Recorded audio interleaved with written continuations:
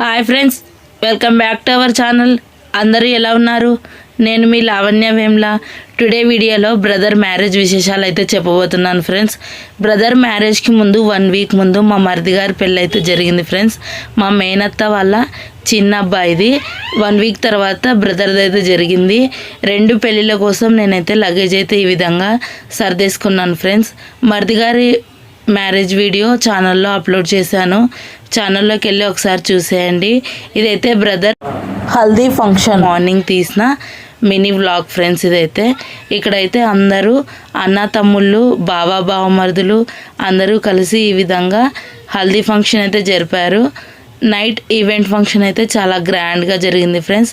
ఈ ఈవెంట్ నంద్యాల నుంచి ఇచ్చేసిన కళ్యాణి ఈవెంట్ ఆర్యవైశ్య వాళ్ళైతే దీన్ని చాలా సక్సెస్ఫుల్గా నడిపించారు.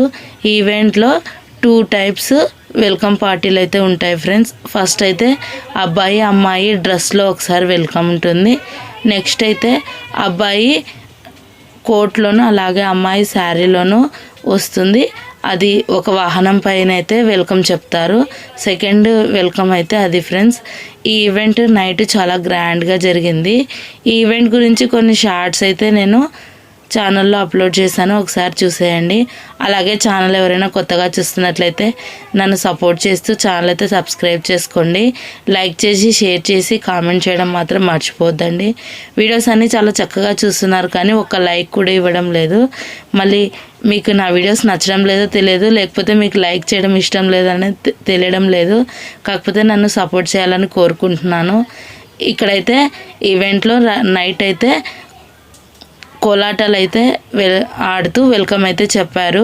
నెక్స్ట్ మమ్మీకి అలాగే డాడీకి షష్ఠపూర్తి కార్యక్రమం అయితే జరిపాము. అక్కడ మా ఫ్యామిలీ మెంబర్స్ అయితే చాలా బాగా ఎంజాయ్ చేశాము. ఇక్కడ డాడీ డ్యాన్స్ వెయ్యి అంటుంటే ఇక్కడ 2 స్టెప్స్ అయితే వేశాడు. మమ్మీ అయితే చాలా సిగ్గుపడుతుంది. అలాగా సాంగ్కి అయితే ఒక 2 స్టెప్స్ అయితే వేయించాము. కానీ ఈ వయసులో మాకు ఇవన్నీ అవసరమా అన్నట్లు వాళ్ళైతే అస్సలు కోఆపరేట్ చేయడం లేదు ఫ్రెండ్స్. కాకపోతే ఎప్పుడో ఒకసారి చేసుకునే ఫంక్షన్స్ కాబట్టి గుర్తుండిపోయేలా ఉండాలి అని అందరము అయితే సపోర్ట్ చేశాము. ఈ విధంగా షష్ఠపూర్తి కార్యక్రమం అయితే చాలా గ్రాండ్గా చాలా సక్సెస్ఫుల్గా జరిగింది. ఇక్కడ ఈవెంట్ వాళ్ళైతే కొన్ని స్టెప్స్ అయితే చూపించారు. అదేవిధంగా మమ్మీ డాడీ అయితే చేశారు. ఇది 60 ఇయర్స్ షష్ఠపూర్తి అంటే ఏజ్ని బట్టి చేస్తారా అలాగే మ్యారేజ్ డేట్ని బట్టి చేస్తారా అనేది నాకు కొద్దిగా కన్ఫ్యూజింగ్గా ఉంది.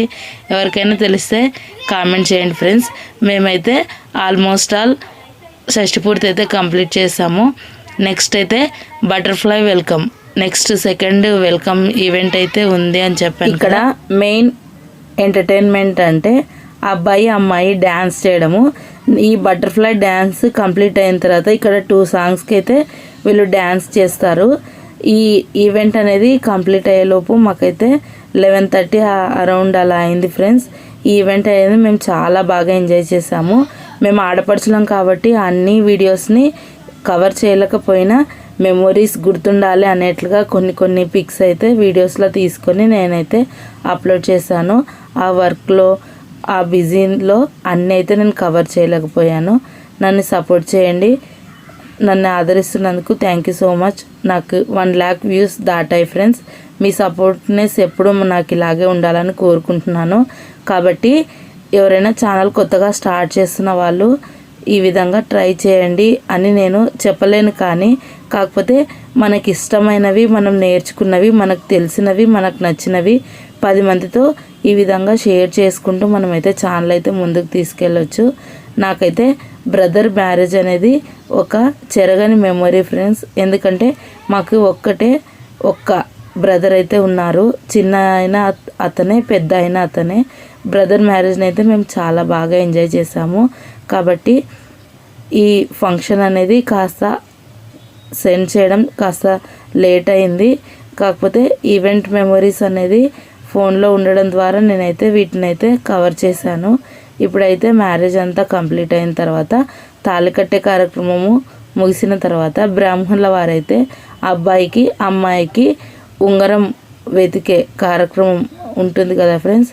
పూబంతి కార్యక్రమం అంటాం మేమైతే. మరి మీరు ఏమంటారో తెలియదు ఫ్రెండ్స్.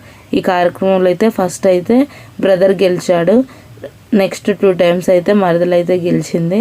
నాకైతే చాలా ఫన్నీగా అనిపించింది. కొత్తగా పెళ్ళైన వాళ్ళకి చాలా సిగ్గు బిడియం అలాగే ఎలా అంటూ చాలా సిగ్గుపడుతూ ఉంటారు. ఈ కాలం ట్రెండ్ అయితే అవన్నీ ఏమీ లేవు.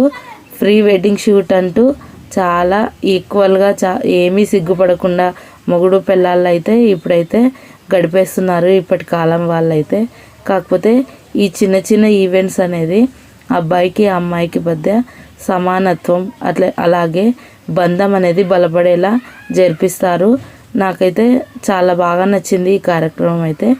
మంగళధారణ కంప్లీట్ అయిన లోపు మేమైతే మార్నింగ్ నుంచి ఫుల్ బిజీ అయిపోయాము.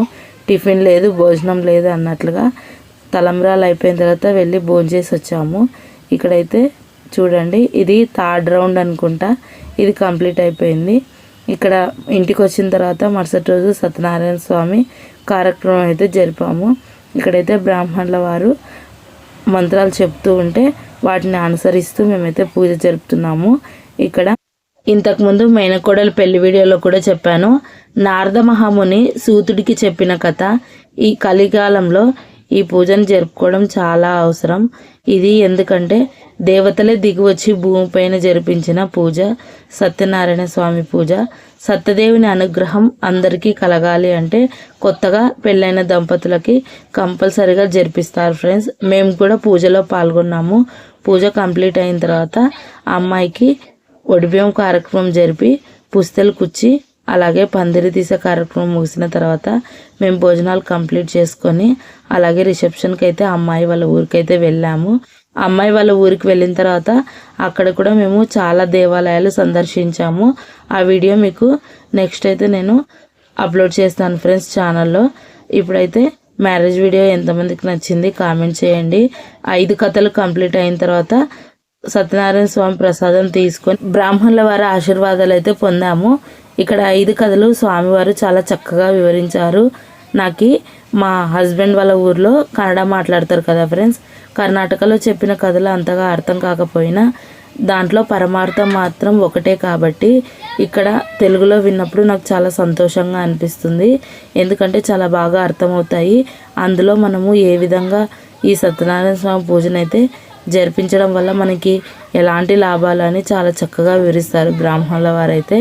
ఇక్కడైతే నేను పూజ కంప్లీట్ అయ్యేలోపు 1:30 అయిపోయింది. నెక్స్ట్ అయితే అక్కడికి అమ్మాయి వాళ్ళ ఊరికి రిసెప్షన్కి వెళ్ళాలి కాబట్టి అక్కడ ప్రయాణానికి అయితే సిద్ధమయ్యాము. నెక్స్ట్ పూజ కంప్లీట్ అయిపోయిన తర్వాత తీర్థ ప్రసాదాలు కంపల్సరీగా స్వీకరించాలి ఫ్రెండ్స్.